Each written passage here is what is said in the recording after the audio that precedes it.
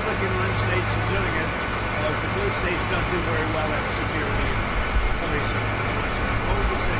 You know, I would say that exactly right. The governor here has been fantastic in forming this partnership with the Department of Homeland Security.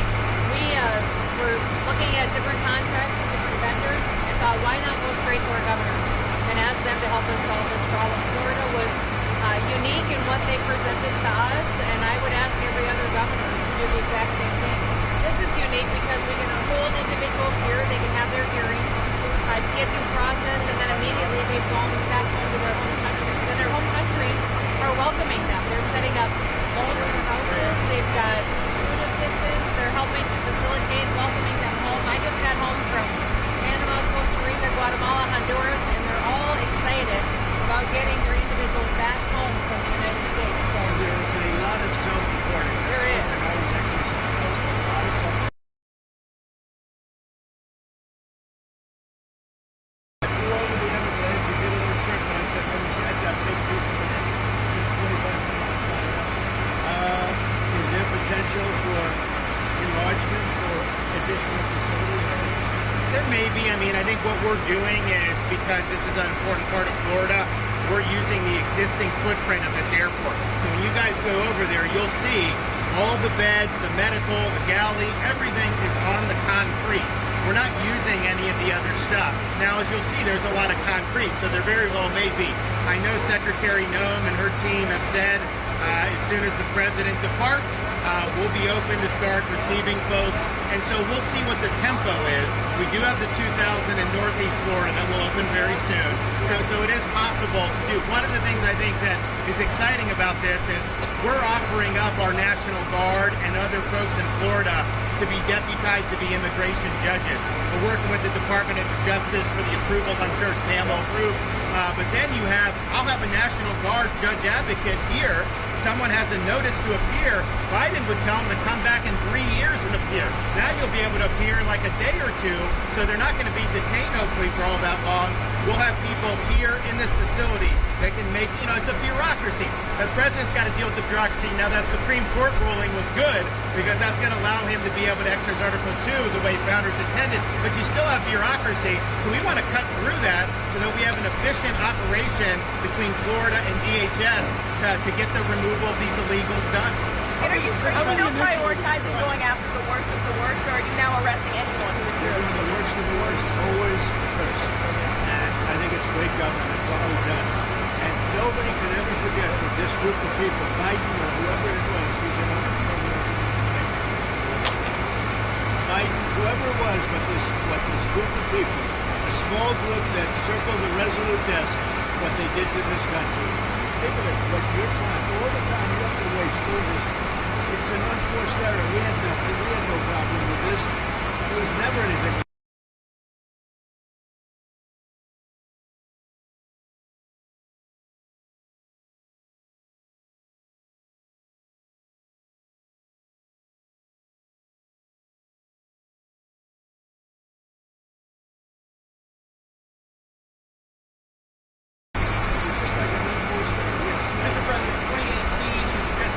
Alligators in the Rio Grande to prevent crossing to Texas.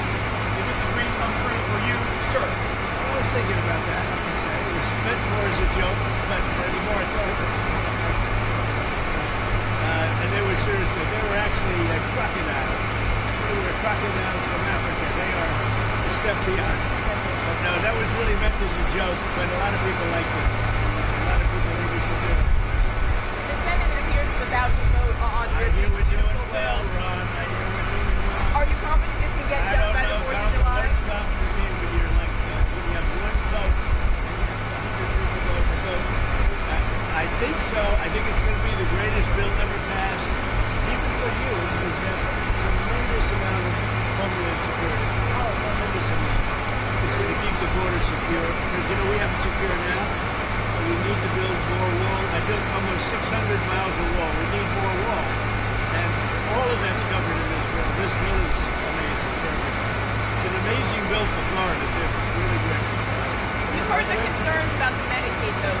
No, we're not going to be playing with that. An estimated 11.8 million Americans who use their coverage. Are you breaking your promise? Waste Florida to be a sweep. In fact, if you look at what's gone on, we've gone way back. We take care of Medicaid, we take care of Medicare.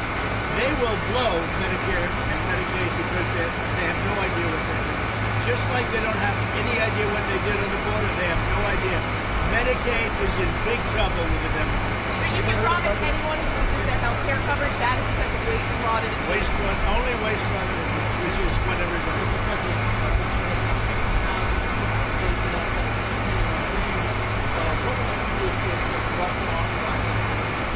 We'll see what happens. I'm watching it very closely.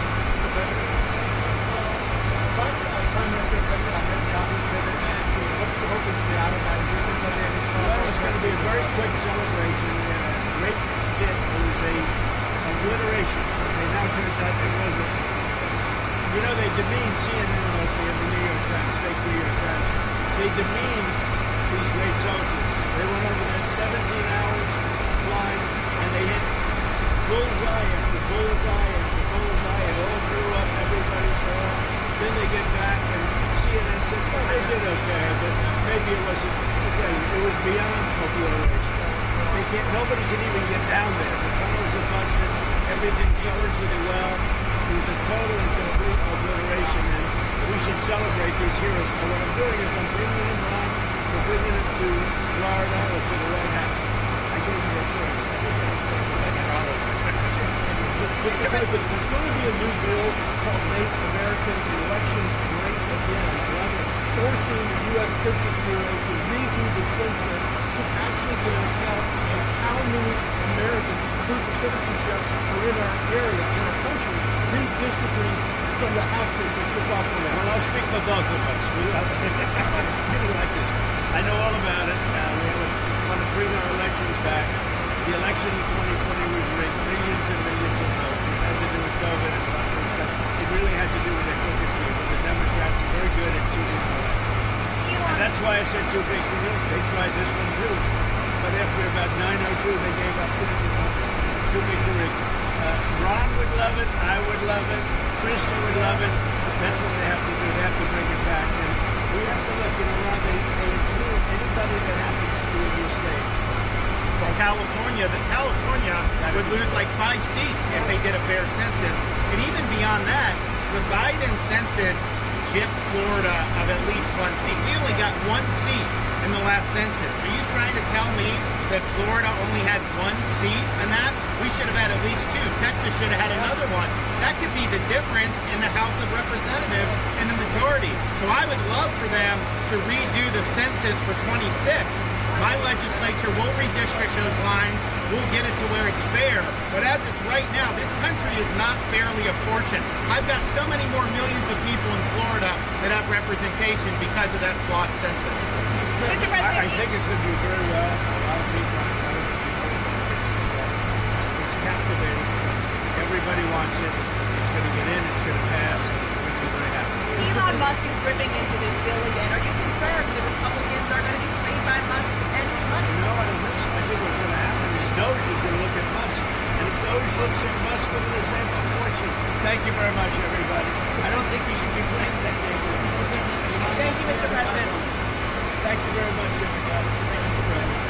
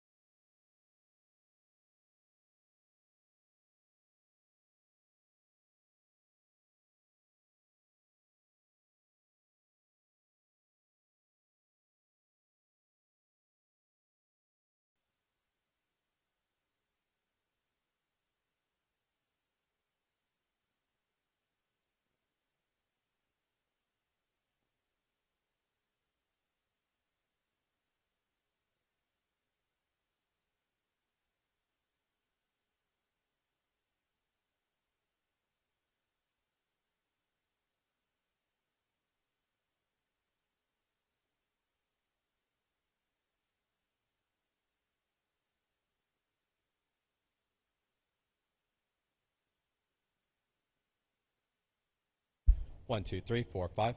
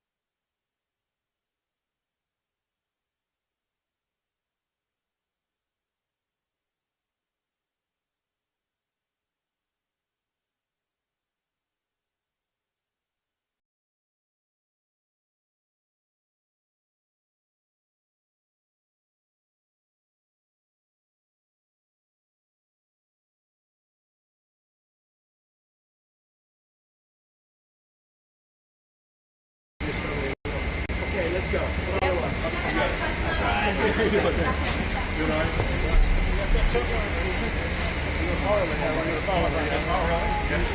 for who? He works for. Real American Toys. Oh, okay, good. You think it's easy? You think I can take this? I just need a wham on that. Yeah, here you brother. Right here, if you don't mind. We're just gonna hold right here. Let's go. He's the one that said let's go.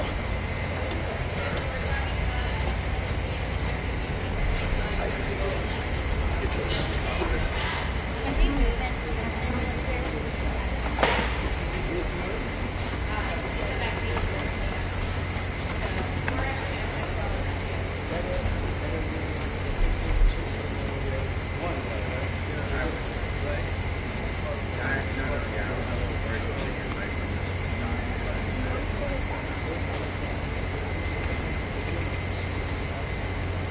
Now, 1 in 32 versus 1 in 20,000. 2030. What's it? So it's one thing. 1 in 20,000. 20 years ago now it's. I heard 1 in 16 in California. 1 in 16. Not beating that. There's something.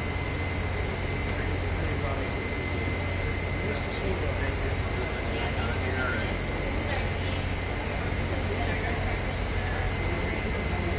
They actually get all the work. Nice to meet you. Thank you guys for doing this. You got how many days to do it? We actually This just is have day 24 hours. 24 hours. I was reluctant. This is like a monoclonal antibody. Here's what we do all day long.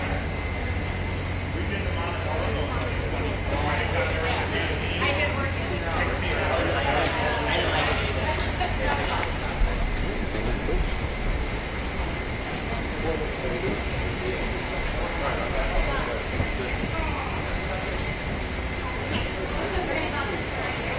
That's really good. Oh, okay, we're going outside. Watch your step, please. Okay, let's try to do.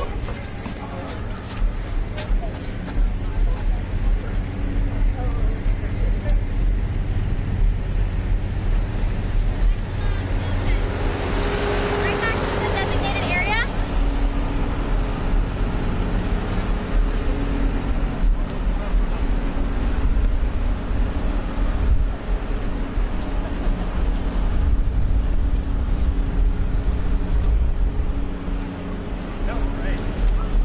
Go right in front of me first. Put it down. Right on the corner there. Let's go right here. Right? You can say hello to everybody? I want to get him walking down the Yeah. Yeah, I'll pen one. Wait, yeah? I don't know. I was trying to stay along. Okay, you got it.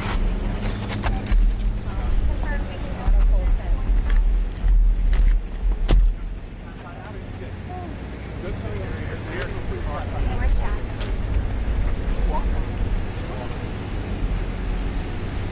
Oh, he's right here. Go on. Huh? Ready, Josh? Good.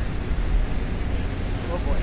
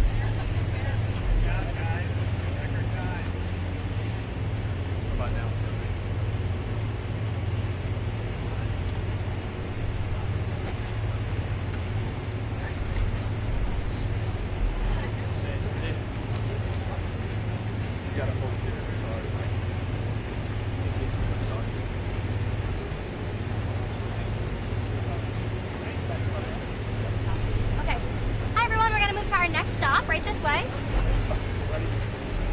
Okay. Thank you, Chris. Okay, Chris, you let's have keep it. going. Come on, guys. Run, Chris.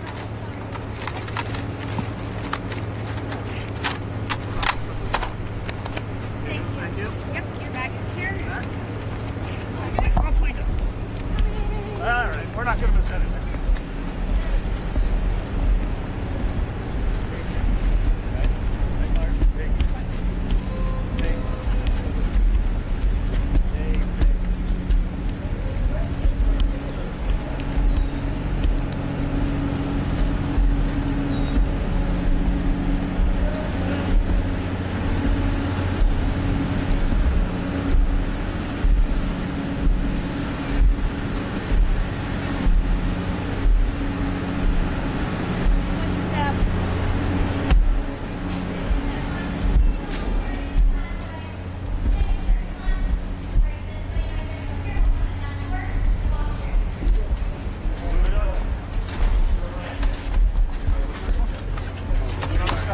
Yeah, we can trying to do? Raise it up. Now, spread your legs. Just head down. Still over here, everyone else on the side, please. First, gonna back you up a little bit with your tripod. Thank you.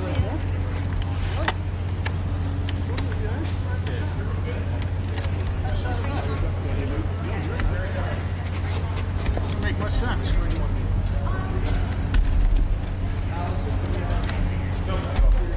Not sure why they're there. I'm going up over.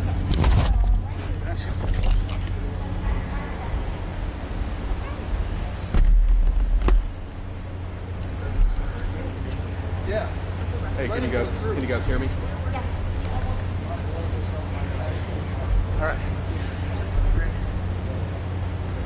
Can I get you to come back towards me? Or just straight back, as a matter of fact, not towards me, but straight back. Yeah. Hey, can you guys hear me in the studio? You're good? No idea. I don't think we're texting. No, they're Warren's taking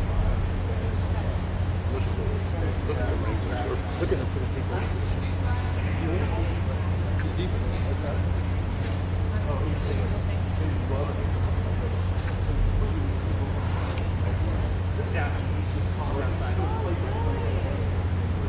Everyone just stand by. They love it.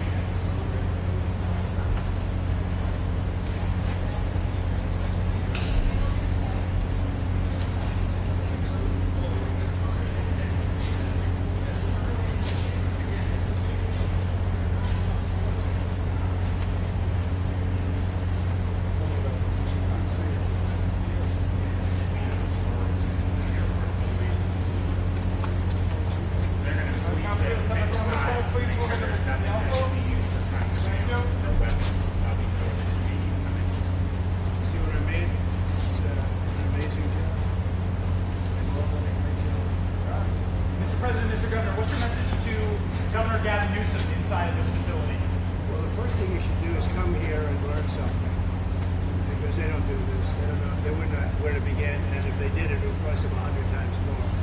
So I would say he should call the governor, Christie, and I'm sure you'd give him because I can give him lots of his state is a disaster, and he doesn't do this. Well, they have the original Alcatraz, so you guys could approve him being able to set one of these up over there. I'm sure the secretary would be happy to do that and provide some.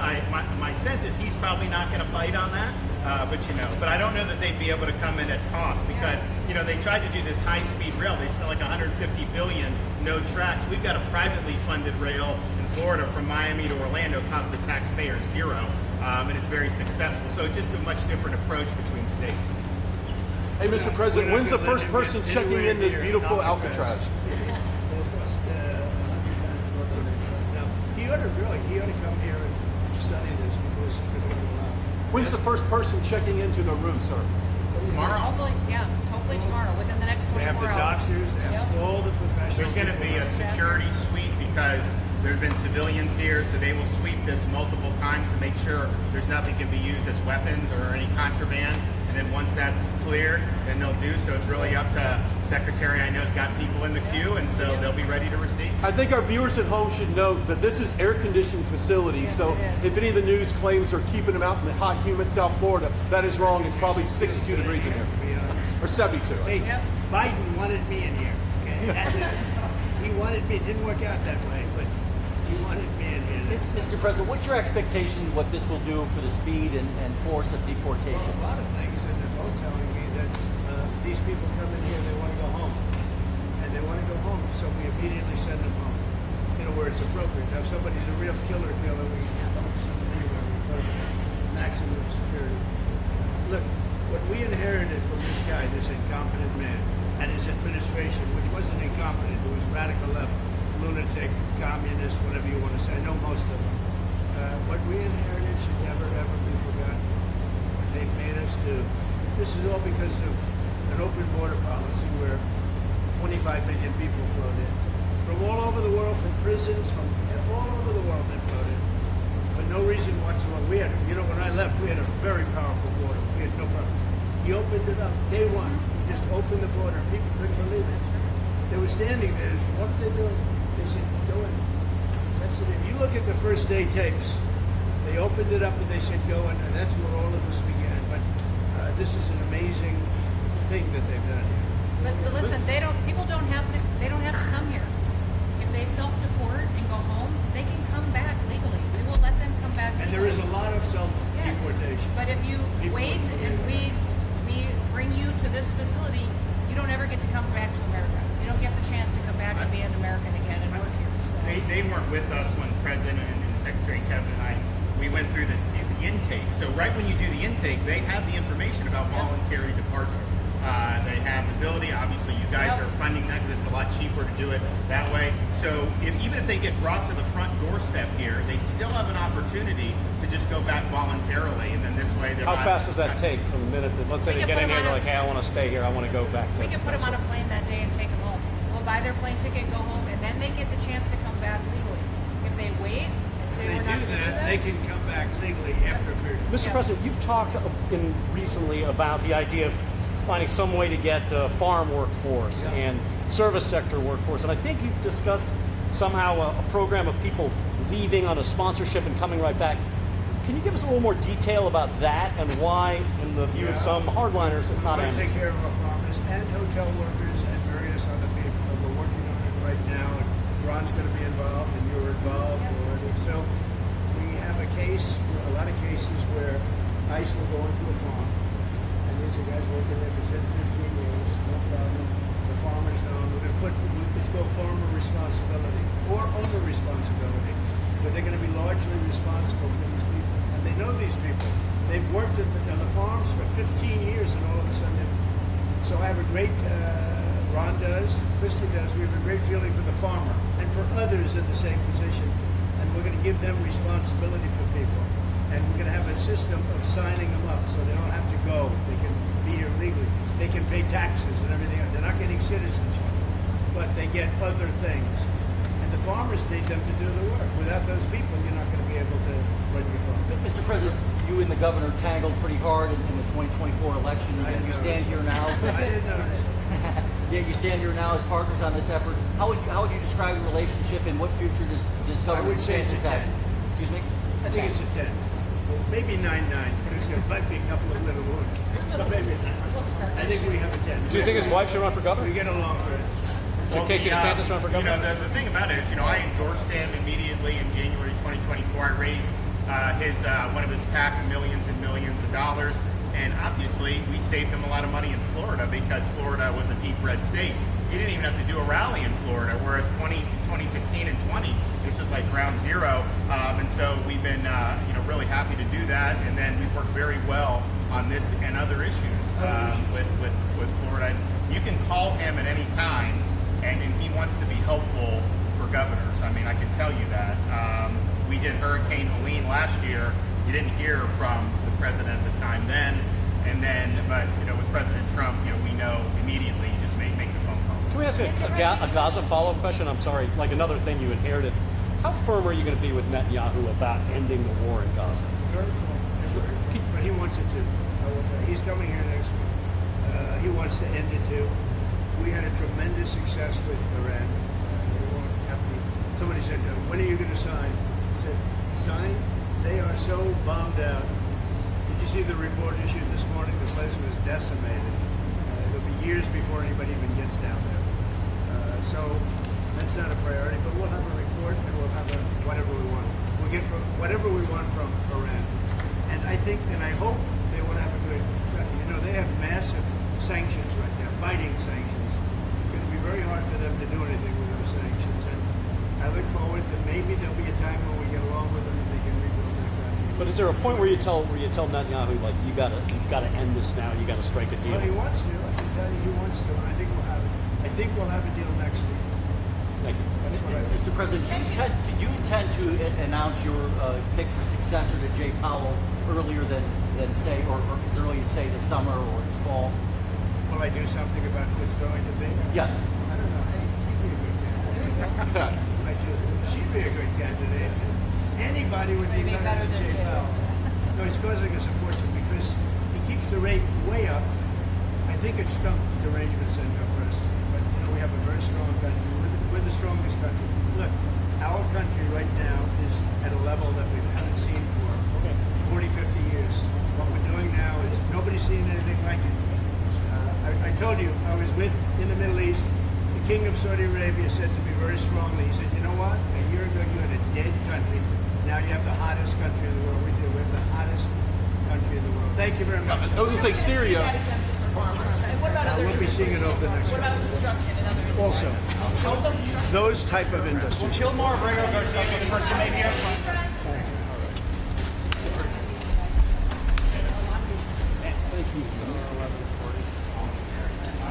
Right this way?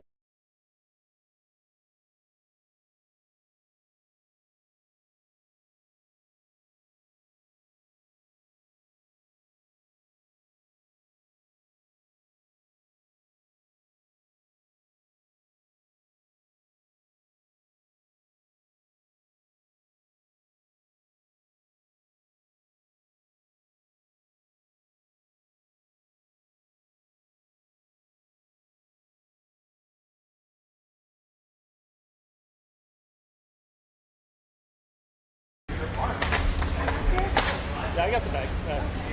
I'm moving. TV. Let's keep moving. Guys, come on.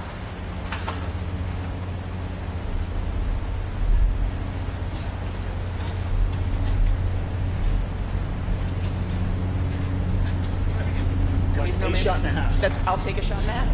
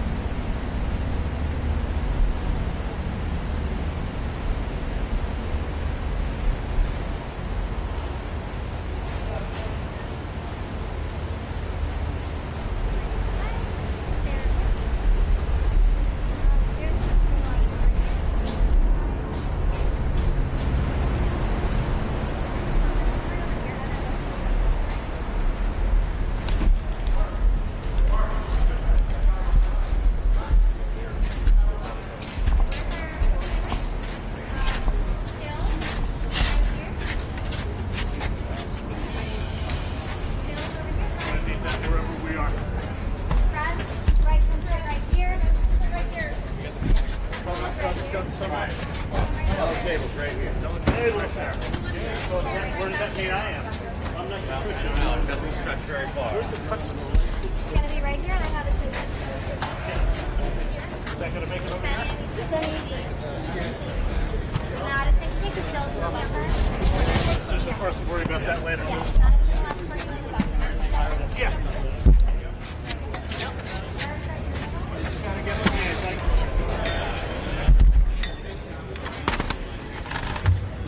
Ladies and gentlemen, please welcome the 45th and 47th President of the United States, Donald J. Trump.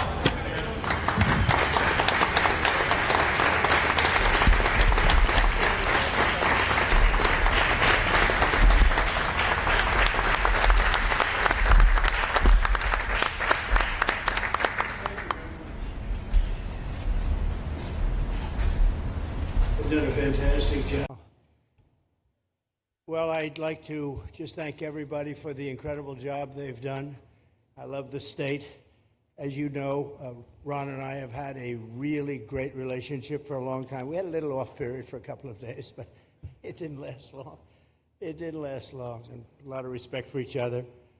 And it's a great honor to be deep in Florida, the Florida Everglades, to open America's newest migrant detention center. It's incredibly built, and you're seeing that yourself. That's why I said, let the press join us on our walk so they can see what's happening. It's known as Alligator Alcatraz, which is very appropriate because I looked outside and that's not a place I want to go hiking anytime soon. But very soon this facility will house some of the most menacing migrants, some of the most vicious people on the planet.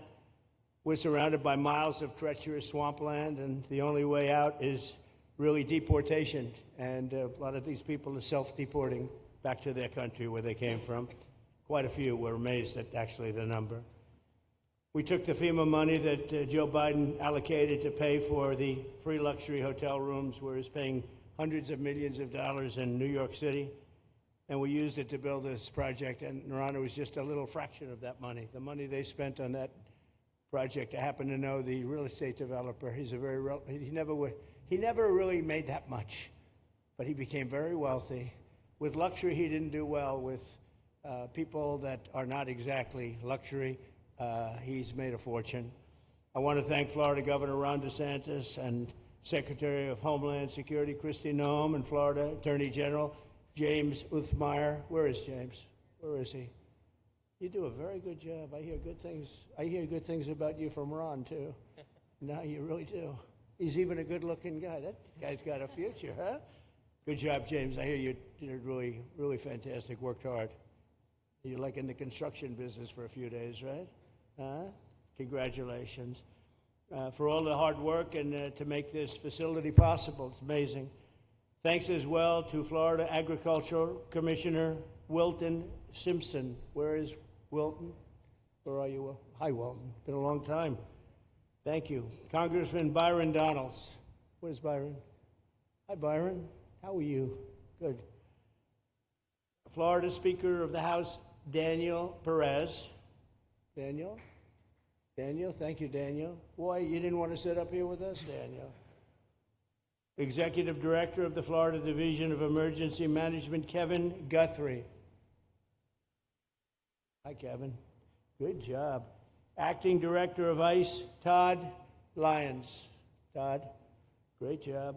And Senator Joe Gruters. He is a great guy. Where is Joe?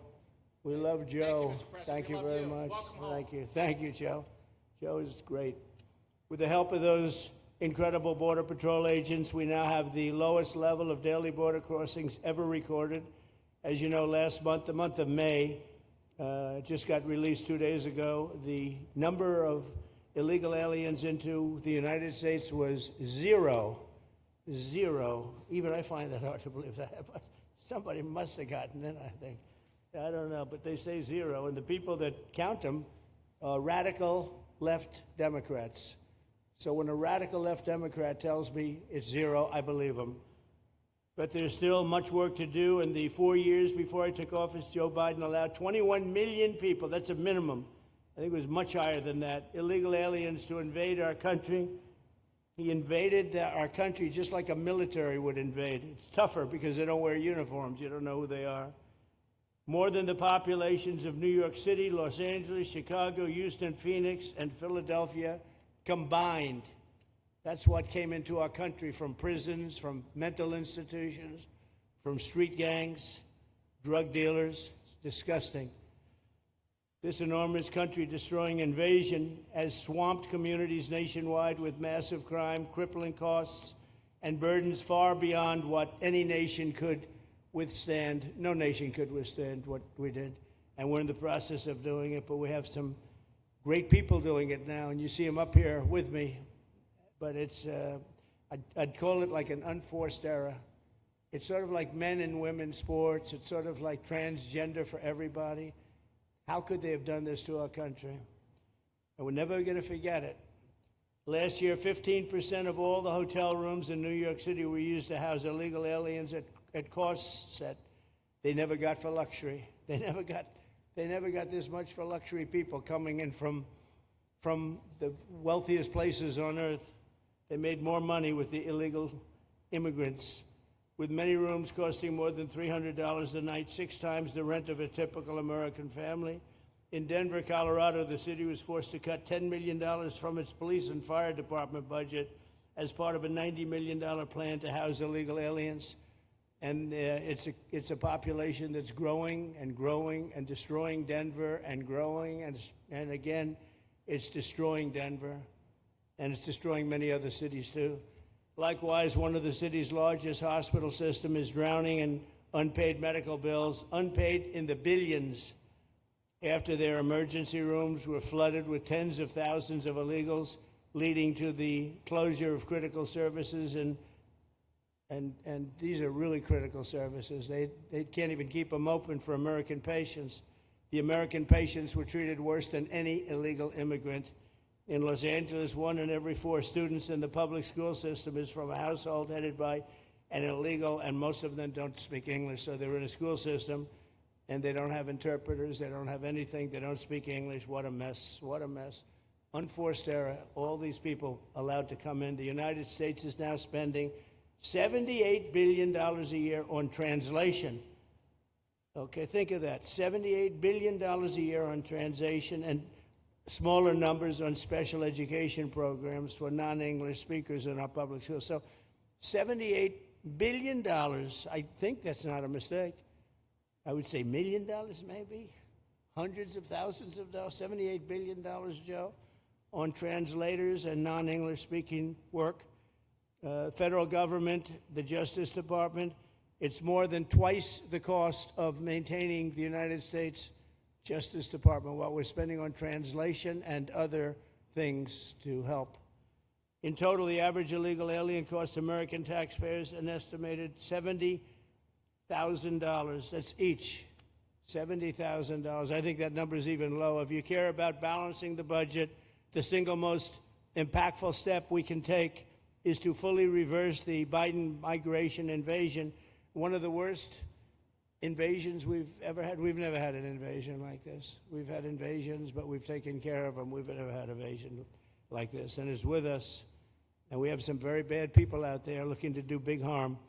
That's why the One Big Beautiful Bill includes funding for 3,000 new Border Patrol officers and 10,000 new ICE agents. And I've gotten to know the Border Patrol and ICE very well. Unlike Kamala, she was the border czar, but she never saw the border. She never made one phone call. She was some border czar. She would have been some president. Probably would have been slightly better than Biden, though. I had to run against both of them, you know?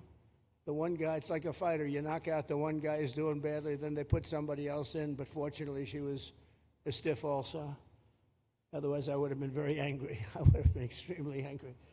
The heroes of ICE will also help round up and remove members of the savage drug cartels which are coming back into our country.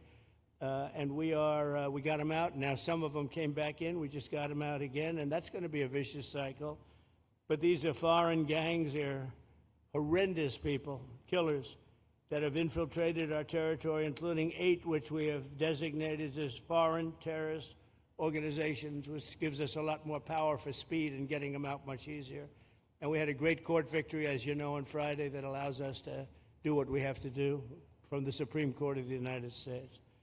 In 5 months, my administration has already arrested over 2,700 members of the murderous Venezuelan gang known as Tren de Aragua, including a pack of these sadistic animals arrested last month with over 280 guns, and these are guns of the latest caliber. These are guns that were made over the last period of less than a year, getting brand new guns, the latest and the greatest.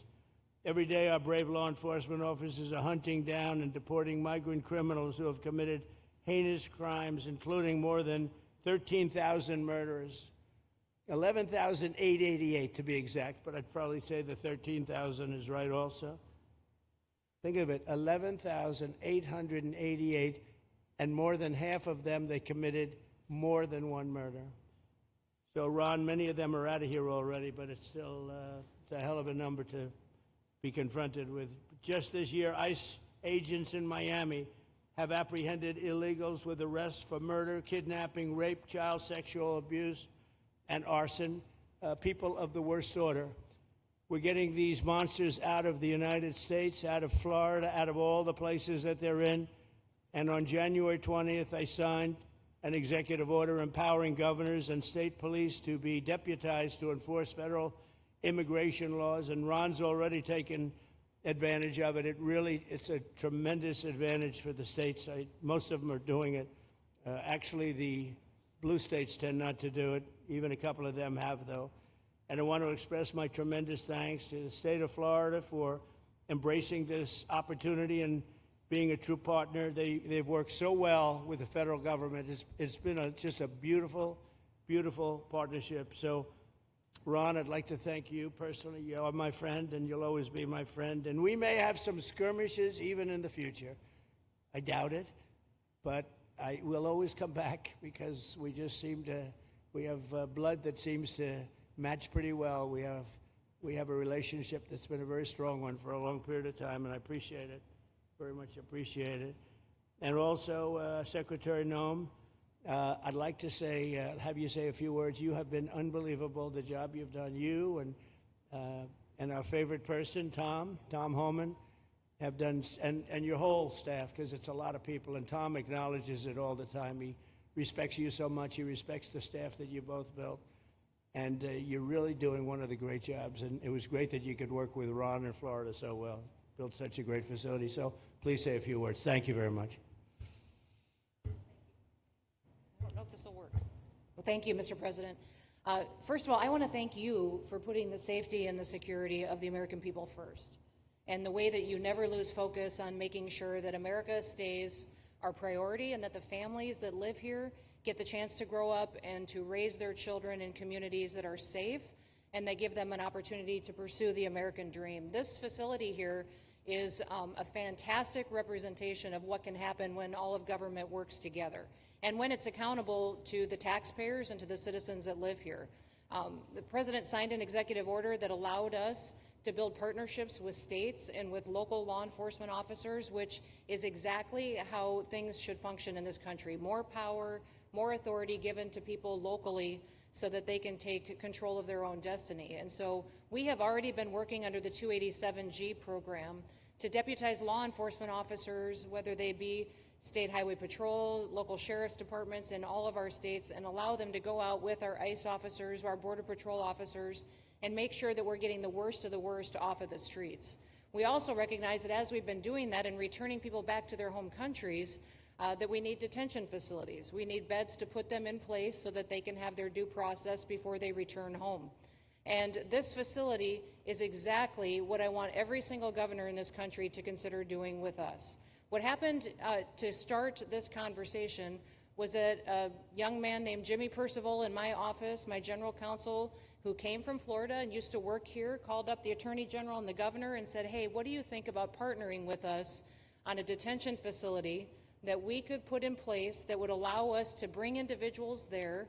There's an airstrip close by. You guys volunteered the assets that you have and the connections that you have and worked with Kevin extensively so that we could come here, have their due process given, and return them home to their countries.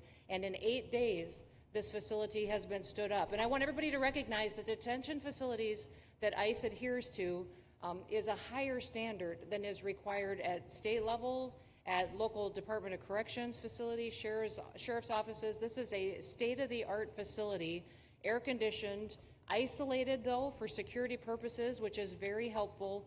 And I appreciate so many people being willing to work together to make a project like this happen. Right here on this location, we'll have about 3,000 beds. Other location will have another 2,000 beds that will allow us to bring individuals across the country that we are bringing in and incarcerating for violating our laws, and immediately get them out of the country as soon as we possibly can. It's exactly what we need to be perpetuating in other states. And what I would say is, I want all of you to notice these flyers that we've got, is that everybody who sees these flyers or anybody who sees these news clips should know you can still go home on your own. You can self-deport. If you go on the CBP Home app and go home now, you will get the chance to come back to the United States legally. You will get the chance to come back and do it the right way. If you don't, you may end up here.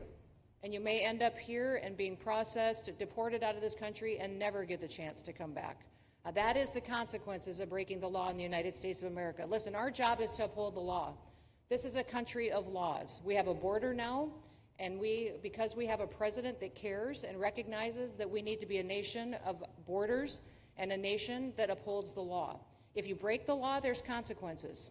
We will deport you, and you will never get to be a United States citizen. You'll never even get to come back here and work and to pursue the American dream. But if you decide you want to go home now, go home, and we'll help facilitate it. We'll buy your plane ticket. We'll get you there. In fact, I just got back from Panama, Costa Rica, Guatemala, Honduras. Those countries are excited to get their citizens home. They're setting up programs to loan them money to buy houses when they get there, help them with food assistance, get their children educated, scholarships.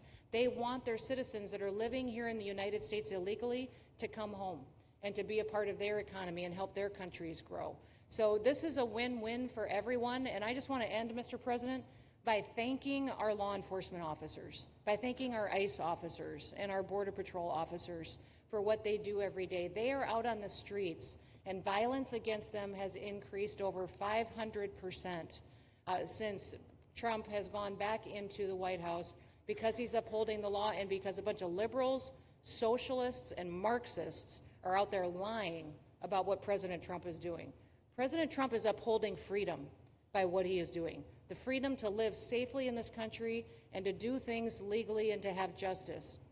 And because those liberals, and I'm calling out you, CNN, I'm calling you out because you lie every single day about what these operations are.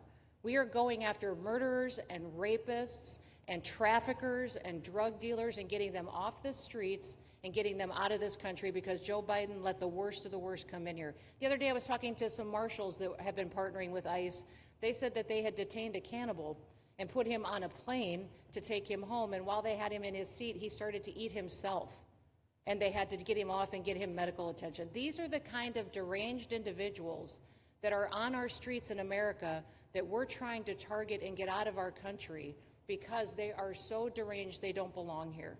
And they shouldn't be walking the streets with our children. And they shouldn't be living in the communities with our families who just want to grow up, go to job, raise their children to grow up and get a job and to live the American dream. So thank you to all of our law enforcement officers, those in our military that have been helping, our National Guard. Thank you to Governor DeSantis for stepping up and being an example to other governors. I hope my phone rings off the hook from governors calling and saying, how can we do what Florida just did? How can we do exactly what they did? Because we need this big, beautiful bill.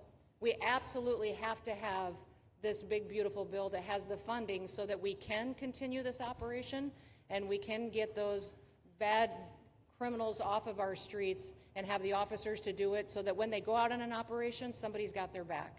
Somebody's got their back, they can do it safely, and they can go home to their families at night too. So this bill needs to pass through Congress so we have the resources at the Department of Homeland Security to make sure that our homeland truly is secure. And Mr. President, thank you for Stephen Miller.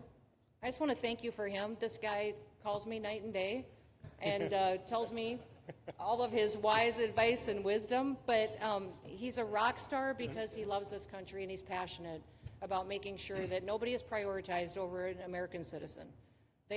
We love everybody. We do. We love everybody. Not everybody. But, well, A lot of people. But not we shouldn't be putting people illegally above citizens.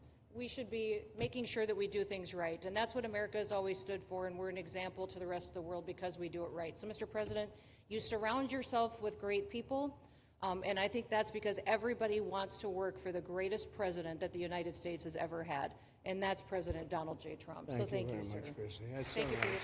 Thank you. Thank you very much. And I have to say that, you know, when Christie's name was put before me by Tom Homan, by the way, because I wanted him for the border, and somehow I thought that was going to be good in that sort.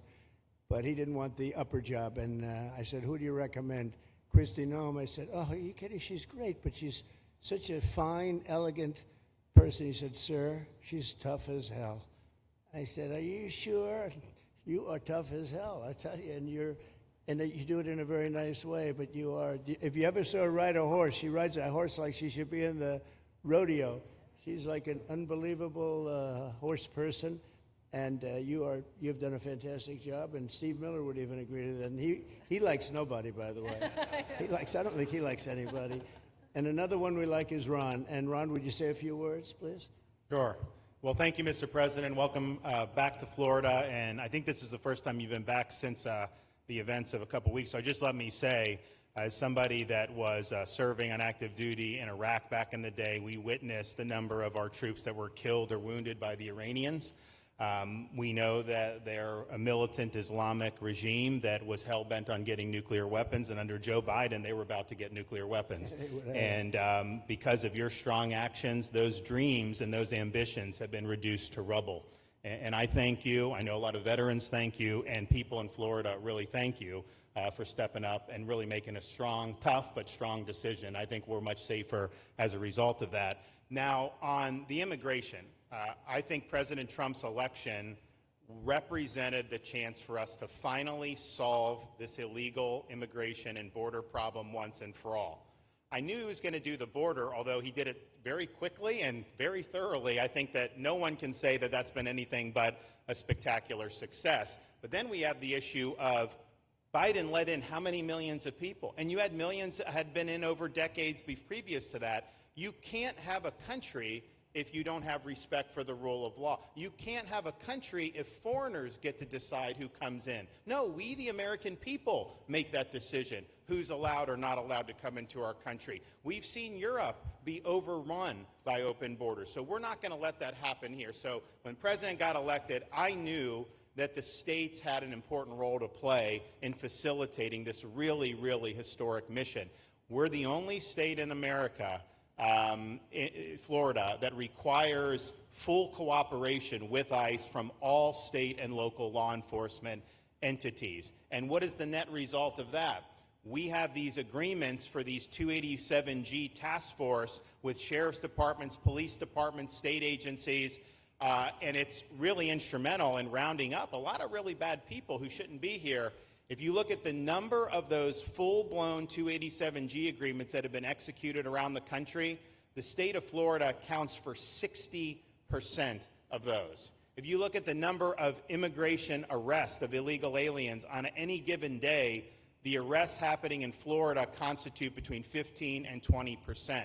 Nationwide. So we're all in on this because we understand how important it is to our citizens. It crowds schools, it crowds medical, it crowds housing. Yes, you have illegal alien crime as well, and people want the problem solved. And the only way we're going to solve it is if states like Florida step up and help the president, help Secretary Noem get the job done. Now, this facility here was really in response to us working with DHS and ICE from the time the president got sworn in, and the number one thing they kept coming back to was, you know, Biden decimated the agency. I mean, let's just be clear. You could have illegals in Florida. Biden would just release them. Even when they had notices or they had orders to be removed, Biden wouldn't send them back. So their interior enforcement collapsed under Biden. So they're building it back up. But they're like, we need detention space in order to be able to bring about more deportations. And so what we have here can hold 3,000 now. We have 2,000 facility up at Camp Blanding that we're going to be open, which is our National Guard site. But think about what you have here. They come here, say they already or been ordered to be deported. You drive them 2,000 feet to the runway, and then they're gone. It's a one-stop shop. And this airport that's been here for a long time is the perfectly secure location. It's going to make a big difference. And let me just thank everyone who was involved. We got the call from DHS a little bit more than a week ago, and here we are 8 days later with this facility open, and as soon as Air Force One departs, it'll be swept, and it'll be open for business to be able to do. But our goal here is to process them and be able to effectuate their return to their home country. This is the opposite of what they were doing in New York by just putting them up in a hotel and then just letting them stay there indefinitely. No, we want to be able to send back. And when you walk into the processing, the President and I, Secretary Noem, Kevin Guthrie, walk through that initial intake, the first thing you see is information on how to go home on your own. Why would you want to come through Alligator Alcatraz if you can just go home on your own? I think a lot of people are going to make that decision. So you're going to have a lot of deportations that are going to be done by the administration, but I think you're going to have a lot of voluntary as well. So this is a force multiplier for the President's efforts. I would just say and echo what Secretary Noem says. There is no reason why other states can't be doing it. And I know Louisiana, Texas, a couple of them, but we've got if only the red states did this, they would be able to expand their capacity by tens of thousands, maybe 50, 100,000 on a given day. That's how you really start to make a difference. And so we're proud to be able to partner with the Trump administration on that. Mr. President, thanks for coming down. I think you highlighting this is going to move the needle in a big way throughout the country, and I think it's going to help all of us achieve the really big results that I think our voters want to see. Thank you, Ron. Great job. Thanks, Ron. Thank you, Mr. President, for the opportunity. My name is Kevin Guthrie. I'm the Executive Director of the Florida Division of Emergency Management. And I'd also like to thank President Trump and the Department of Homeland Security Secretary Noem for joining us here today and for their continued support. I want to thank first by thanking the man to my right, and that's Governor Ron DeSantis, whose bold leadership and swift action made this project possible. Make no mistake, this facility would not be standing here without the President, the Secretary, and the Governor's vision and determination to uphold the rule of law. Florida is and will always be a law and order state. Even before the President took office, the Governor made it clear that illegal immigration would not be tolerated in the state of Florida. When the President and the Secretary asked Florida to help, the Governor empowered our state and private partners to work collaboratively and deliver real results on a rapid timeline. The Florida Division of Emergency Management is best known for leading the nation in hurricane response and other natural disasters. We understand how to act fast without bureaucracy in the face of any emergency.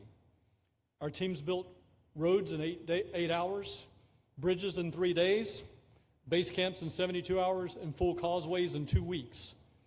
Getting things done quickly, efficiently, and correctly is at the core of our mission. We simply just want to be the best at what we do in the nation. When the Governor called me, and we answered, and we were proud to bring our logistical expertise to the table. We know how to set up base camps for guardsmen, first responders, linemen, volunteers, and other aid sources, and distribute that in a matter of days before a storm. We're able to translate this knowledge to what we did here at Alligator Alcatraz. Florida has put the best teams together who check their individual logos and egos at the door to get this done.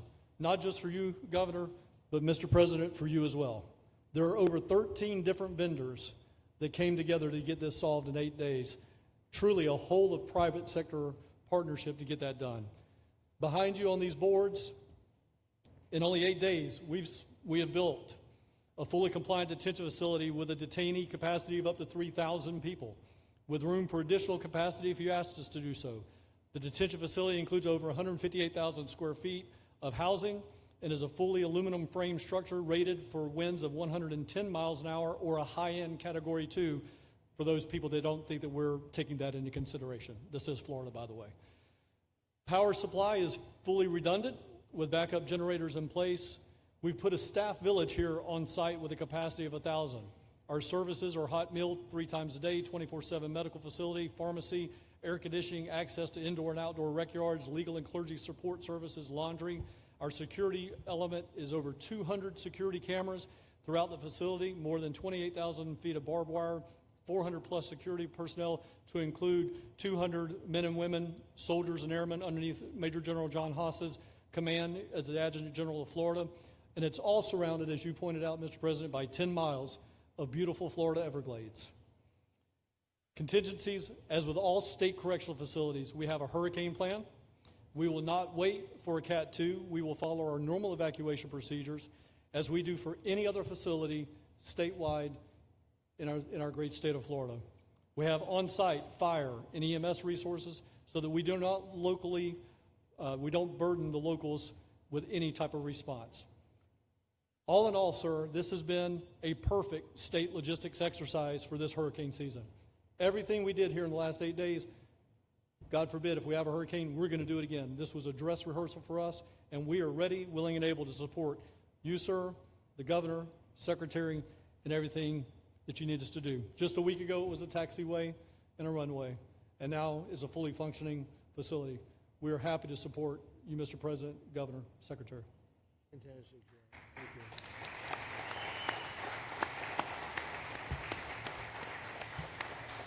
Byron, please.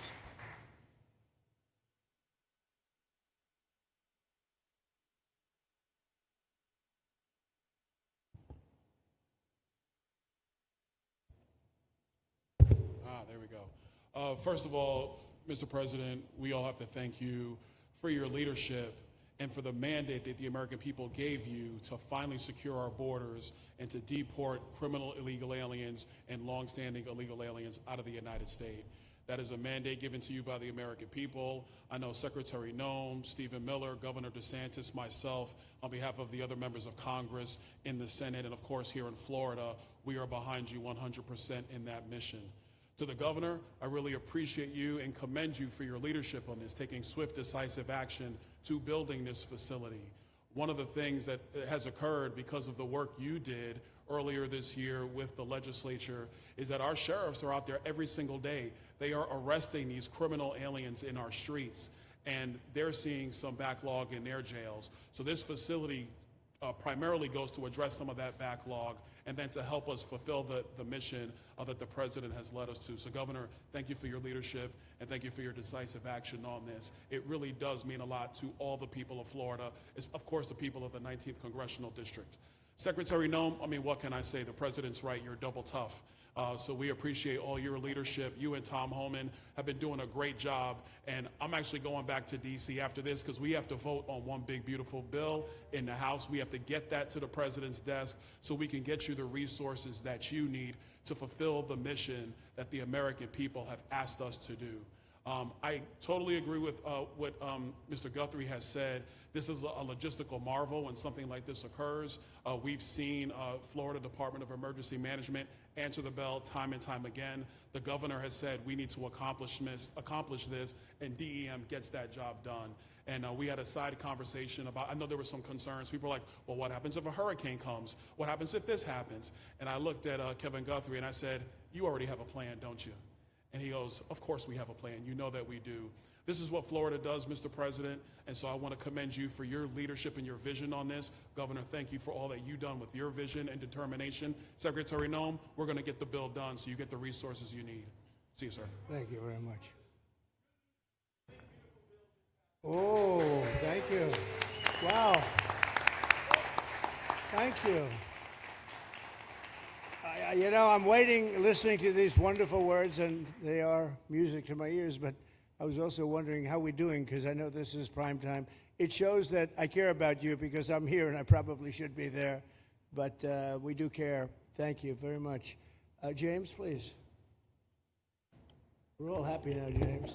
Yeah. Well, I can speak on behalf of all of our sheriffs, state law enforcement, our police chiefs. We are going to continue to make arrests, our pedals to the metal, as many as we can. We want to fill this place up. The governor and Kevin have shown they can build bridges in 3 days, so why not some detention facilities? Hopefully there's more to come. And you really kind of were the inspiration for this. We like the idea of reopening the original Alcatraz. I don't know if that can happen or not, but we thought, hey, we've got our own natural Alcatraz in the middle of the Everglades. Right. Great runway, great perimeter, so let's make it happen. In Florida, we walk the walk, and we will deliver for all of you. Thank you. Well, I heard you were responsible for the locational pick, and you cannot have picked a better location. I said, whoever the hell made this choice, I know you take it a little heat from some environmental groups, but I take it all the time, and that's an honor. But I heard you were very responsible for that choice, and that was a big choice. Thank you very much. Great job, James. Thank you. You want to finish over here, and then we'll go over here, and we'll go back and celebrate the big, beautiful bill that you just got passed. You sure that's right, Brian? Yeah, all right. Wow, good. He's doing a good job. Right. Wow. Mr. President, first of all, I just want to say how grateful we are that you're back here in your home state of Florida. You've been doing an amazing job, not only at our border, but around the world, keeping this country safe and Americans. We are grateful for your leadership. God had a plan for us, and it was Donald Trump. So thank you for that. As a member of the Immigration Board and as the Commissioner of Agriculture of this state, I've been happy to help lead with the governor and the rest of the cabinet on this issue. We're very proud, Secretary Noem's here today and others, to represent not only the United States in our efforts to make this commitment to keep our citizens safe, but we're going to continue in Florida to remove the barriers to have your vision come true of a safe United States. We're going to get these illegal criminals out of this state, and we really appreciate you and your leadership in this effort. So thank you for being here today. Thank you very much. You're doing a great job, too. Thank you. Thank you, Mr. President. Joe Gruters, State Senator. I'm a member of your Homeland Security Advisory Council, your Vice Chairman. Thank you for that appointment. And thank you for coming back to Florida and everything that you do.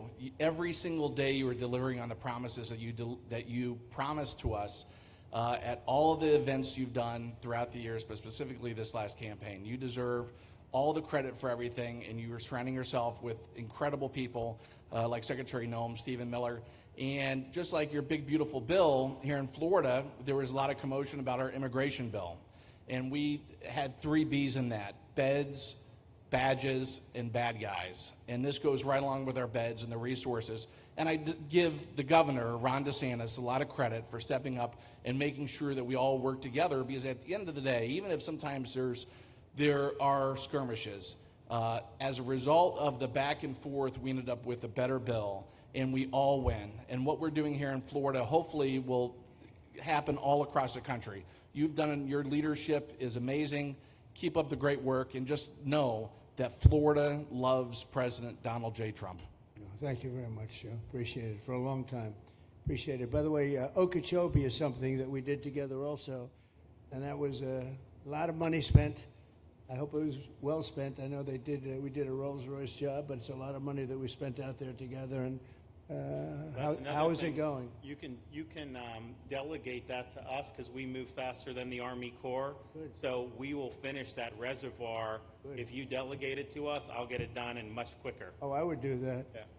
I'll tell you, let me ask myself permission. Permission granted. Go ahead, get the thing, get it complete. You want to do that? All right, we're gonna go talk to the Army Corps Good. then after this. Good. You can move faster, actually. Please.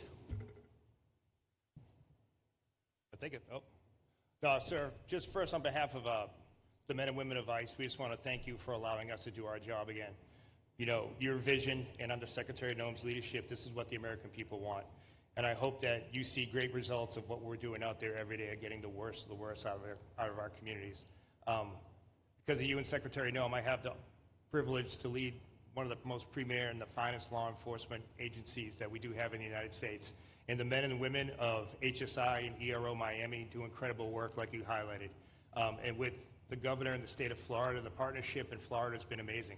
The 287G program is only going to help us to identify all those known gotaways and get the worst of the worst out of the neighborhoods. And through our Homeland Security Task Force, we are going to make America safe again. So thank you very much to both you and the Secretary. Thank you, Todd. Great job. Really great job you're doing. Thank you. Please. Good morning, Mr. President. Hi. Thank you so much for coming. Again, as Garrett Ripp, I'm the Field Office Director for ICERO here for the Miami Field Office. Incredible collaborative work we've been doing together, working with the state, working with our local partners. And again, just the 287G is going to open up that aperture and allow us to get those bad hombres off the street and get them into this facility. And we're looking forward to it. And again, just appreciate all your support. Thank you. Always thank you. You've always been so great. Thank you very much. Please. Good afternoon, Mr. President. On behalf of Air Marine Operations, my name is Andres Blanco. I'm the Executive Director for Southeast Region. AMO continues to execute and support your executive orders. Air Marine Operations brings a unique capability both in the air and the maritime domains. And in partnership with our Border Patrol, OFO officers, and ERO, we continue to conduct effective operations both interior, along the border, and along the maritime approaches. Thank you very much. Good job. Good afternoon, Mr. President. Jose Figueroa. I am the Acting Special Agent in charge for Homeland Security Investigations here in South Florida, and our office covers from Key West to Fort Pierce. Tremendous collaboration here with the state and our federal partners. HSI is conducting criminal investigations into TDA, MS-13s that are involved in human smuggling, sex trafficking of minors, and we will continue that effort with your support. Governor DeSantis, thank you very much for this facility. Looking forward to continue the great work. Thank you. Thank you very much. Steve, would you like to say something? Our star. Thank you, Mr. President.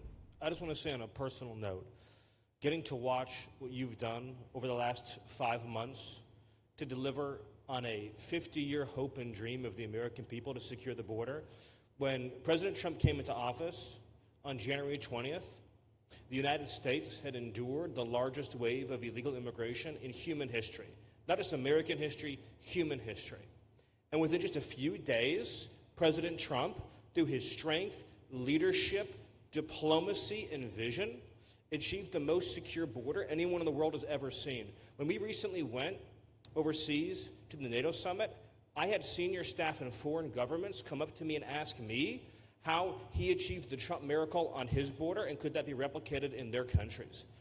For individuals who don't work in this space, to have 0 successful illegal entries in an entire month should be an impossible achievement. There's a 2,000-mile border with one of the poorest countries in the world, and you have open travel from 150 countries into Central America and South America. There are 2 billion people in the world that would economically benefit from illegally coming to the United States. And through the deployment of the military, through the deployment of novel legal and diplomatic tools, through the building of physical infrastructure, through the empowering of ICE and Border Patrol and the entire federal law enforcement apparatus, President Trump achieved absolute border security. And now, once this legislation is passed, he will be able to make that with those resources permanent. Watching what you've done, sir, has been one of the honors of a lifetime. I'm proud to be able to play any role in it. And what President Trump is going to achieve next with the resources in this bill will make America safer, stronger, freer, more sovereign, and more prosperous than it has ever been before. Thank you, sir. Thank you, Steve. Oh. Thank you. And the bill is going to be great for Ron. It's going to be great for Florida, too. A lot of set-asides for Florida, some of the things that you wanted to do. And so it's great news to hear that it was approved. Do you want to take a few questions, Ron? We'll take a few questions from these. Yeah, please, go ahead. Yeah. Thank you, Mr. President. Given the likelihood of the One Big Beautiful Bill passing, and we look forward to the success of this facility here, how many more facilities like this do you feel that the country needs in order to enact your agenda of mass deportations? Well, I think we'd like to see them in many states, really, many states. This one, I know Ron's doing a second one, at least a second one, and probably a couple of more. And, you know, at some point, they might morph into a system where you're going to keep it for a long time. You know, it's not that far away from jails that take years to build, and money is spent and wasted. And, you know, like the railway that they have in California that costs like 40 times more than it was supposed to cost. The same things happens with prisons. You look at this in a short period of time. Ron, James, and some of the people that really worked on it along with our people, they did this in less than a week. And you look at it, it's incredible. The incredible thing is picking the site, because the site was one of the most natural sites. It might be as good as the real Alcatraz site. You know, it could be. Well, that's a spooky one too, isn't it? Huh? That's a tough site. But so I really think it could last as long as they want to have it. I mean, you may morph this into, you know, your prison system, frankly, which I know you always need, unfortunately. I'd like to say, you know, a little controversial, but I couldn't care less. We have a lot of bad criminals that came into the into this country, and they came in stupidly. It was an unforced error. It was an incompetent president that allowed it to happen. It was an auto pen maybe that allowed it to happen, and it did happen. But we also have a lot of bad people that have been here for a long time, people that whack people over the head with a baseball bat from behind when they're not looking and kill them, people that knife you when you're walking down the street. They're not new to our country. They're old to our country. Many of them were born in our country. I think we ought to get them the hell out of here, too. You want to know the truth. So maybe that'll be the next job that we'll work on together. But I think getting them out, we forget about them. We had some bad accidents in New York. And they're not accidents. They were done very much on purpose. People being pushed into a subway just before it arrives, going 40 miles an hour. And they're 10 feet away from where the thing is, to get pushed right into the face of the subway train, get whacked and killed. And these are sick people. I'd like to get them out of here, too. Yeah, please, go ahead. White shirt, glasses. Julio Rosas, Blaze Media, sir. A couple months ago, I ran into former DHS Secretary Mayorkas, and I asked him a couple questions about his disastrous handling of the border. He didn't like my questions. But the number one question that I heard from people in responding to my video was, why hasn't he been arrested yet? Obviously, you guys are cleaning up the mess that was made deliberately for the past 4 years, and so people want accountability. It's great to see that the border is secured, and it's great to see the state level cooperation. But I guess I would ask you, why hasn't he been held accountable, or anybody really? Well, pardons were given out by to many people, and they shouldn't have been given out. Like the Unselect Committee of Political Thugs was given a pardon because they destroyed all of the information from 2 years of hearings, and they should be arrested, but they were given pardons. Was he given a pardon, Mayorkas? Was he not? I don't believe so. Well, I'd take a look at that one, because what he did is it's beyond incompetence. Something had to be done. Now, with that being said, he took orders from other people, and he was really doing the orders. And you could say he was very loyal to them, because it must have been very hard for him to stand up and sit up and talk about what he allowed to happen to this country and be serious about it. So he was given orders. If he wasn't given a pardon, I could see looking at that. In fact, why don't you take a look at it, Kristen? He was impeached, but yeah, it was just a fake impeachment. It was a fake impeachment. Why don't you take a look at it? I think he was so bad. They were all so bad. Look, it was the worst president in the history of our country. We've had some bad ones, but he was the worst president. But somebody told Mayorkas to do that, and he followed orders, but that doesn't necessarily hold him harmless. So take a look at it. It's a very good question, actually. Thank you.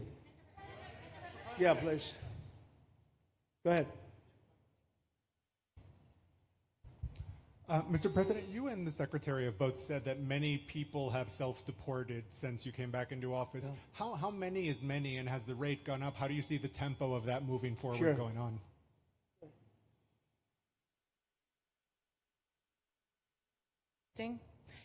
We have had several 100,000, but also we have many that have self-deported not even using the CBP Home app. When I have gone to these other countries to negotiate security agreements and information sharing on criminals, who's coming and going into their countries, they report that hundreds of thousands have come home that weren't on our radar, that they are coming home on their own and self-deporting because they want the chance to be able to go back to America someday. So we believe it's over 1 million, possibly more than that. I'm asking all of those countries for their information on what they have of individuals that may have returned home, that they have taking advantage of their programs to help them become a part of their civilization again, too. So we know it's over 1 million, but we have to, I'm getting more information, and that number will grow. If they don't leave, they never get the chance to come back. If we have to take them out, and we will, they'll go out, but they never get a chance to come back. The other way, we actually make it a little bit easier for them to come back. Okay? Thank you. Good question. Thank you. The bill is now passed in the Senate, but we are already hearing from some Republicans in the House who say they cannot get on board with the changes that were made to the bill in the Senate. What is your message to those holdouts? Well, I just heard that about the Senate, and the bill just passed, and it tells you there's something for everyone. I mean, it's a great bill. There is something for everyone, and I think it's going to go very nicely in the House. Actually, I think will be easier in the House than it was in the Senate. And just to be clear, on the Medicaid cuts, you've promised not to cut Medicaid, said this is all just targeting waste, fraud, and abuse. Are you saying that the estimated 11.8 million people who could lose their health coverage, that is all waste, fraud, and abuse? No, I'm not saying that. I'm saying it's going to be a very much smaller number than that, and that number will be waste, fraud, and abuse. And if you look, they took a much more liberal stance on the Medicaid situation than they could have. They had a tough stance and a weak stance. They took not a very strong stance on that to start off, and it's waste, fraud, and abuse, and everybody wants that covered. What number is that? What analysis are you seeing? I'm not seeing a number, but I know it's much less than the number you gave, and we really were very, very cognizant of three things. Social Security, we're going to take care of it beautifully. Medicare and Medicaid, and we are going to save it, whereas the Democrats are going to, you won't have it. They will destroy Medicare and Medicaid, and they have to because their numbers don't work. So it's not going to happen. They're the ones that have destroyed Medicare. They have made it so bad already, they're going to make it a lot worse. But now we'll be in charge, so we're going to have no problem with Medicaid or Medicare or Social Security. Thank you. Yeah. Claire Gall with Wink News in Fort Myers. What is your direction to ICE when it comes to arresting farm workers here illegally, other workers in industries that are pretty critical to Florida's economy? Yeah. Well, we're very much cognizant of that, and as you know, I won the farmers by 92%, and I'm not going to be abandoning my farmers. We were strong on the borders, but we're also strong for the farmers and for others in the hotel industry, et cetera. You know, we have similar situations, and Christy and I, and we'll be working with Ron and a lot of the states. We're going to work something where the farmers can be responsible for some of the people that have, and they have people run for 10, 15 years that they know very well. We're going to put them responsible, and we're going to issue a form of a card or document, and the farmer's going to be responsible for these people. They're not going to have citizenship, but they'll be working, they'll be paying taxes. We need to get our farmers the people they need, otherwise our farmers aren't going to be able to do their land. You know, it was tried once before, many, many years ago, where there was a very strong guy, and he got everybody out, and every farm almost in the country, but every farm in California, every farm in Iowa, almost all the farms went bankrupt. They had nobody to work, and we don't want to have that situation. So we're going to work it. We're going to put our farmers and others in charge of the people that they have under them. They know the people, and I think it's going to work out really well. We're going to take care of our farmer, but we're going to get the criminals out, okay? Yeah, go ahead, please. Thank you. Mr. President, how do you respond to critics who fear that a 3,000-bed detention center and the waste that could produce will pollute the surrounding federal protected land, including land that both administrations have invested billions of dollars in restoring?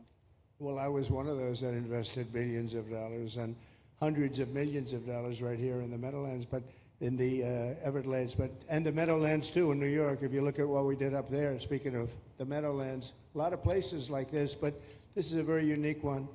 One thing I'll say about this land, we'll be gone a million years and this land is still going to be here. It's not going to be much different.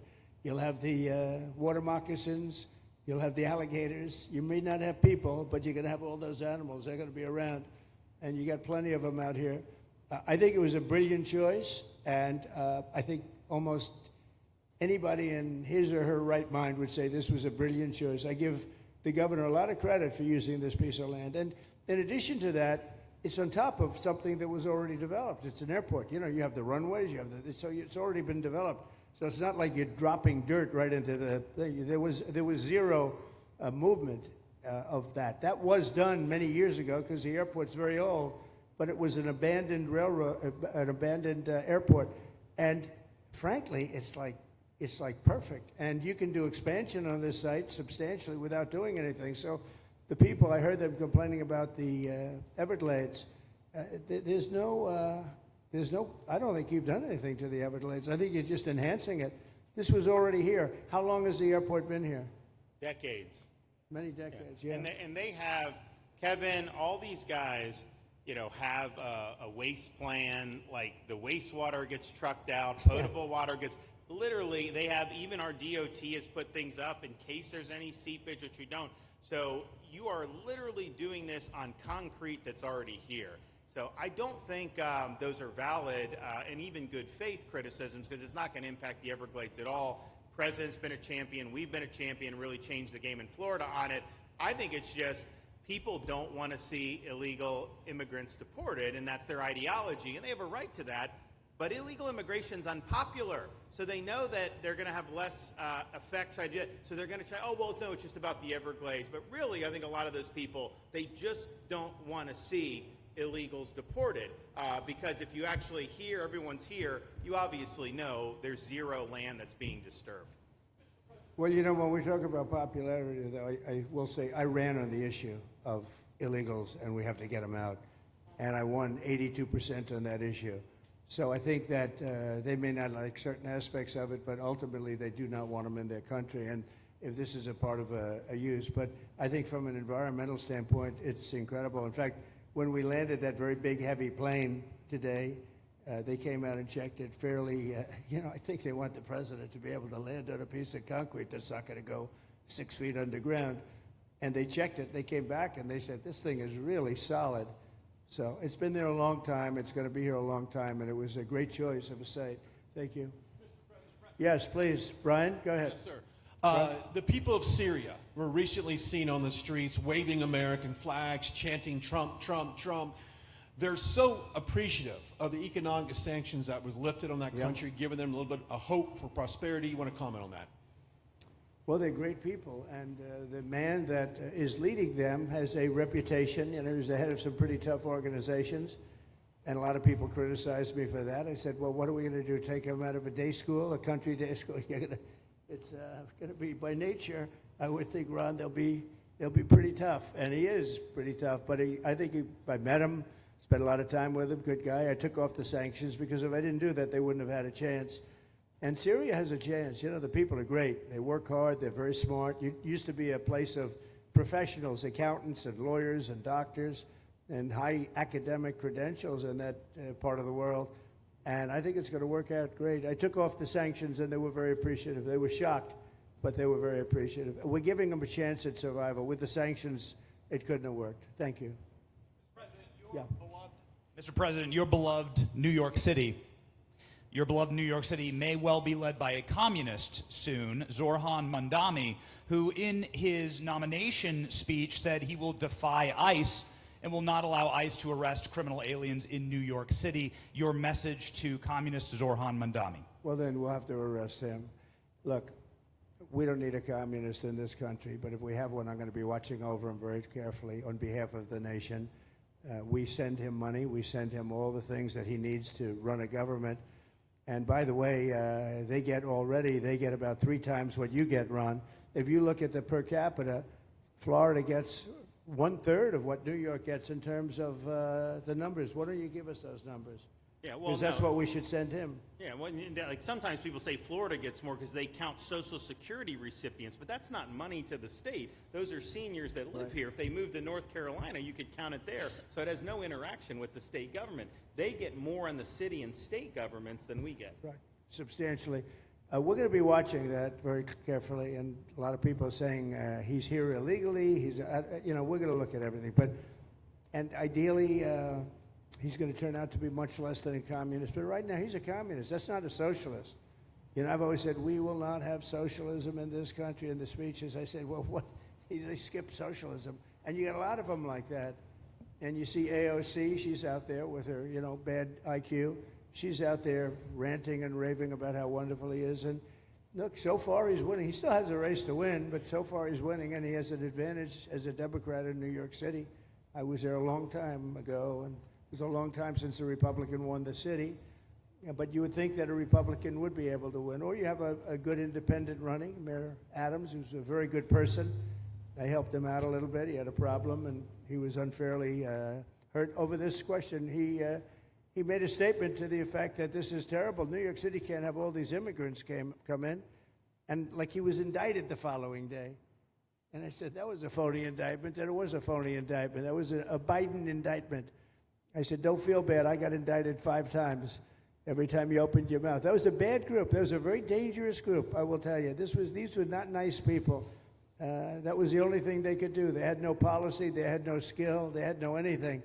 But they were very good at that. They were vicious, vicious, horrible people. Thank you very much. Yeah, please, go ahead. Anna Giratelli with Washington Examiner. Governor DeSantis has proposed using National Guard, deputizing them as immigration judges to get through this massive backlog of people in the immigration court. Would you be open to that? Yes, he has my approval. That wasn't too hard to get, was it, front? He didn't even have to ask me, James. You didn't even need James to ask me. He has my approval, okay? Good. I also like what he's doing in Okeechobee. He has my approval for that, too. I don't know how we work that out, but we'll work it out. We'll follow up. Go ahead. Please. President Trump, Jake Stofan with Action News Jax from up in Jacksonville. There's some talk about a facility similar to this up in Camp Blanding. Has that been approved by DHS? If not, what's the timeline? When could we see ground break on that? Well, I'll ask Ron or James to talk about it. Do you want to mention it, James? The overarching plan, I think the secretary has said she supports the whole plan, so you guys are going to keep going. Yeah. So, Mr. President, just specifically, the response for proposals is out for that today. It closes, I can't even remember what day of the week it is, but it closes on Wednesday at 5 o'clock. Then we will do notice to proceed. So I would say right after our wonderful Independence Day, we will be starting construction there at that facility. You have another big runway there, too. That's great. Wow. Boy, I love these runways. It's very convenient, I must say. Having a runway is a nice thing. Today, you don't get runways approved. I will tell you, it's tough to get a runway. Although in the age of Trump, you get them approved fast. You know, we're approving massive electrical bins, what they call them bins, but big electrical facilities for all of the factories and the AI that's coming in. They're going to build their own electric. They're going to be really. They're going to be made into electrical providers. They're going to have a lot left over. They'll put it into the grid. I think, they're going to end up doing so much. They'll put it into the grid. Won't even cost anything from their standpoint. But so we have a lot of that happening. We get approvals fast. So, but I was just saying, runways are hard to get, but we'll get them now. But in the past, I would say over the past 30, 40 years, when you can get a runway, that was considered gold. Okay, please, go ahead. Go ahead. Sure.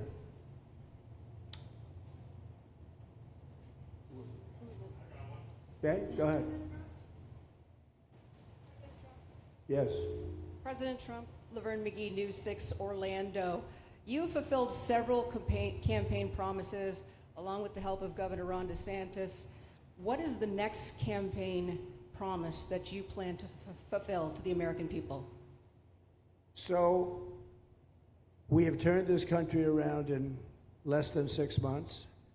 And when I was away, and I was telling Ron, I was telling some others, I've said it a little publicly, I guess, but I met a lot of very important people. The King of Saudi Arabia, I was there 2 weeks ago, and Qatar, the leader of Qatar, who's great, and the leader of UAE, who's great. These are very substantial people, very smart people, and good people.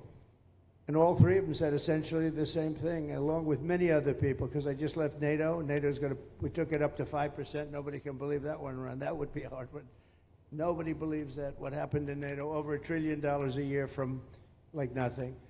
It was an honor. But every leader said that a year ago, this country was dead.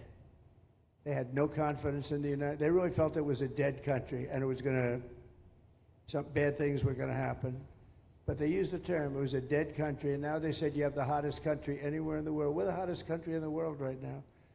And we turned it around fast. I thought it would take longer than this. We turned it around fast. Some of it was psychology, and we had to know how good we were. But others was getting rid of rules, regulations, and all of the things that I got rid of already. I signed more executive orders than anybody in history, times like 3 or 4.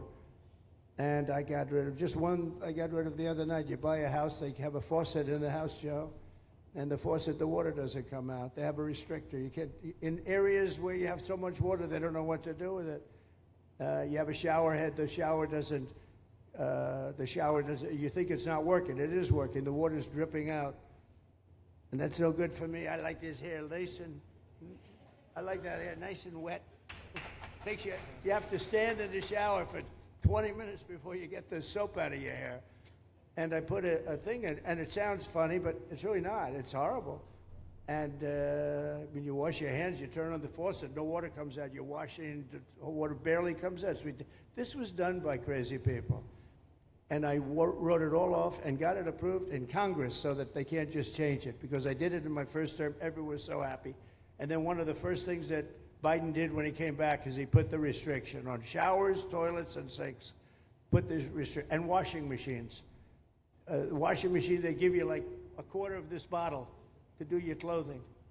And people needed 10 of these bottles. And the people came to me from Whirlpool. They said, we can't make a machine that's competitive. We can't make a machine anymore. It doesn't work. Why? They don't let us use water. Do you have any problems with water? No, we have so much we don't know what to do with it. You know, it comes down from heaven, right? And I approved all of that, the washing machines, the whole thing. The dishwashers, that was the other one.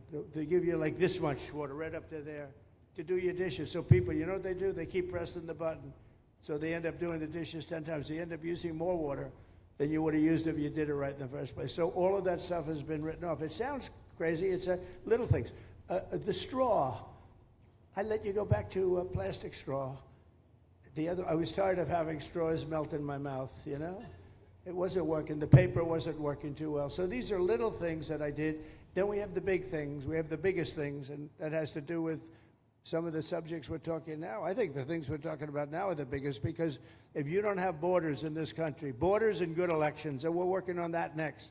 There's some bills coming in that's going to make sure that you're a citizen, that people aren't counted in the voting when, you know, they were here and they're here as illegals and they're criminals in many cases, and they give them a count, and you end up with extra congressmen. We're going to work on that. We're going to straighten that out next. That's going to be easy compared to what we were doing. But we did the big things too. But little things like that, a straw, little things like a washing machine with no water. People go out, they spend all their money on a washing machine. The damn thing doesn't work. You can't use the water. Then you go to your sink, and that doesn't work either. You're stuck. You know what you do? You have dirty plates the next day. That's it. And we solved so many common sense problems. And they weren't easy. You know, there are people that really believe in this stuff. But, you know, most states have so much water, they don't know what to do with it. And look at North Carolina. I mean, they had a lot of water, and they have to get restrictors on their, you know, on their kitchen faucet. So we're very proud of the things we did, and we're going to do a lot more of them. Yeah, please, go ahead. You guys in good shape. Hey, it's Eric Bowling. How you doing, sir? Something we've talked about for, I'd say, the better part of 20 years. I think it's something near and dear to your heart, energy, our energy security. Yeah. Under Joe Biden, average price of oil for the 4 years was about $79 a barrel. He drained the SPR halfway down, promised to replenish it, never did. Right. Under you, first term, $53 average price for 4 years. Biden was $78 for 8 years. It was never refilled. The question is now it's $64 or so. Yeah. What coming down rapidly. Coming down, and what a great opportunity to fix another one of Joe Biden's problems, one of the things he broke in America, giving us the energy security of an emergency SPR, Sure. fill it to, maybe even go beyond and fill it to 1 billion barrels this time at a much cheaper price. Thoughts on the energy sector? So it holds 77 million barrels, and we had it up to the top, if you remember. And I was proud of that, and I made a deal to buy it at the lowest price of oil. It was a good deal, good instinct. And we filled it up, and when he came in, he started using it to keep oil prices down because he blew our energy policy out. Energy and his bad spending is what caused inflation. So now we have no inflation. Gasoline just hit $1.99 today in 5 states. $1.99, isn't that a nice sound? It was up to $4, and going up to 5, 6, and 7. In California, it was $7.70. But we just hit in five states $1.99, $1.98. And it's coming down to that level, so that'll be a big thing. And one of the reasons the prices and costs are going down when you go to the supermarket, because I said I was going to get costs down. We're getting the cost down. Food is coming down. When I came out, my first week, if you remember, I had a lunatic reporter screaming at me saying, eggs are going through the roof. What are you going to do about eggs? I said, I just got here. I didn't know anything about eggs. I had to call you. I said, look, I just got here. Tell me the problem. Well, they're doubled in price, and they're going to be 5 or 6 times higher. They were right, actually. I said, let me work on it. And now we have eggs down to the same numbers it was when I first came in. You know, we lowered the cost of groceries. A simple word like that, groceries, it was like almost a strange word. I hadn't heard the word in so long, but what could be more beautiful than the word grocery? And we have the prices way down. We have the energy way down. Energy brought the groceries down, if you want to know the truth. And, you know, so we think we're going to get it lower, and we're going to fill up the national it's called the Strategic National Reserves. I had it topped out, and this guy would use them every time before the election. He'd use them whenever they had an election. It was artificial. But believe it or not, as big as that are tens of hundreds of millions of barrels of oil, all filled up at low prices. But it was really meant for wars, and it wasn't meant for keeping your prices down during a holiday so that somebody could get elected. But they used it, and they didn't bring it. The only mistake you made, they didn't bring it a little down. They brought it right down to the bottom. The thing is practically empty. They never filled it up. They never spent 10 cents in filling it up. And we'll do that. When the market is right, we'll fill it up. I want to fill it up when the market's right. Thank you. How about one more question? Okay, please, in the back. Dana Marie McNichol, Fox News Channel. Mr. President, is there an expected time frame that detainees will spend here, days, weeks, months? And does that have anything to do with the immigration judges you just spoke about being trained and staffed here? When you say, what was the first part of your question? Is there a specific time frame you expect the detainees to spend here? Days, weeks, months? In Florida? Yes, here at Alligator Alcatraz. I'm going to spend a lot. Look, this is my home state. I love it. I love your government. I love all the people around. These are all friends of mine. They know them very well. I mean, I'm not surprised that they do so well. They're great people. Ron has been a friend of mine for a long time. I feel very comfortable in the state. I'll spend a lot of time here. I want to, you know, for 4 years I've got to be in Washington, and I'm okay with it because I love the White House. I even fix up the little Oval Office. I make it, it's like a diamond. It's beautiful. It's so beautiful. It wasn't maintained properly, I will tell you that. But even when it wasn't, it was still the Oval Office, so it meant a lot. But I'll spend as much time as I can here. You know, my vacation is generally here because it's convenient. I live in Palm Beach. It's my home. And I have a very nice little place, nice little cottage to stay at, right? But we have a lot of fun, and I'm a big contributor to Florida, you know, pay a lot of tax. And a lot of people move from New York, and I don't know what New York is going to do. A lot of people moved to Florida from New York, and it was for a lot of reasons, but one of them was taxes. The taxes are so high in New York, they're leaving. I don't know what New York's going to do about that, because some of the biggest, wealthiest people and some of the people that pay the most taxes of any people anywhere in the world, for that matter, they're moving to Florida and other places. So we're going to have to help some of these states out, I think. But thank you very much. I'll be here as much as I can. Very nice question. With that, I'd like to just end by saying I want to thank Ron and James and all of the people that have done such a great job, all of your staff. Really fantastic work. And it really started with site selection. You can do a great job, but if you have the wrong site in real estate, you have the wrong site, you're dead. And this was a great site selection, despite what you may read in the environmental press. Good job. And this was an honor for Christy and myself and Steve and all of our people to be here. And I also appreciate the media. They've treated us very fairly. Over the last few weeks, I've been treated very nicely. And it's so unusual. I'm not used to it, but we've gotten great accolades. Brian, I want to thank you for calling out, because I was waiting here because I knew the vote was taking place and I'm answering questions, right? So I want to thank you very much and say hello to our friend. And I will see a lot of you. Thank you very much. We're going to make America great again. Thank you very much. Thank you. Thank you.